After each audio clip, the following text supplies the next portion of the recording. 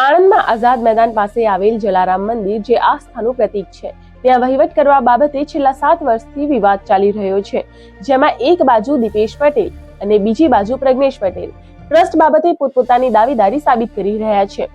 જ્યારે ધાર્મિક સંસ્થાનો આ પ્રકારે વિવાદ ચાલે તેનાથી હજારો ભાવિકજનોની આસ્થાને ઠેસ પહોંચે તે સ્વાભાવિક છે।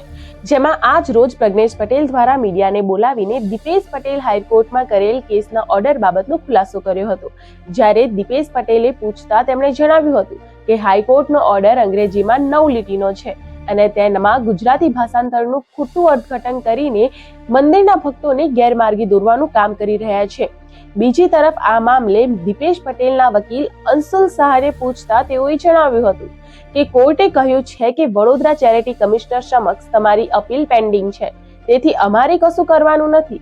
અત્યારે તમે વિડ્રોલ કરી લો, વિડ્રોલ કરશો તો તેનાથી અપીલમાં કોઈ ફેર નહીં પડે તેવું પણ ઓર્ડરમાં જણાવ્યું છે।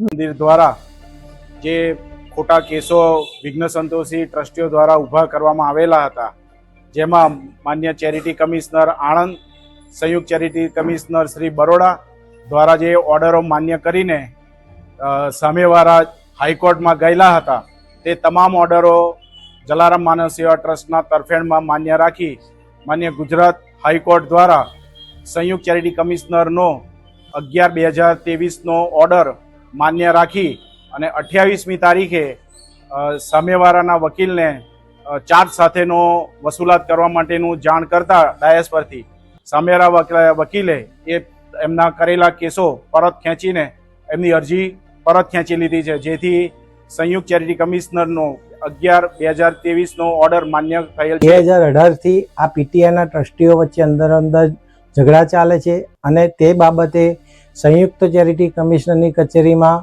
હજુ અપીલો ચાલુ છે। આ કેસ ગુજરાત હાઈકોર્ટમાં મૂકેલો પણ હતો, તેથી ગુજરાત સરકારના જજશ્રી દ્વારા આજરોજ જણાવવામાં આવેલ હતું કે તમે સંયુક્ત ચેરિટીમાં અપીલો ચાલે છે તો તમે અહીંથી આ કેસને વિથડ્રો કરો અને ત્યાં પહેલો તમે કેસ બાબતે ન્યાય મેળવો। તમને ન્યાય ન મળે તો તમે ગુજરાત હાઈકોર્ટ ફરી આવી શકો છો। આ કેસ બાબતે તેઓએ કોઈ પણ વસ્તુ મેરિટ ઉપર લીધી નથી, જેથી અમો ન્યાય ન મળે તો હજુ ફરી ગુજરાત હાઈકોર્ટમાં જઈ શકીએ છીએ।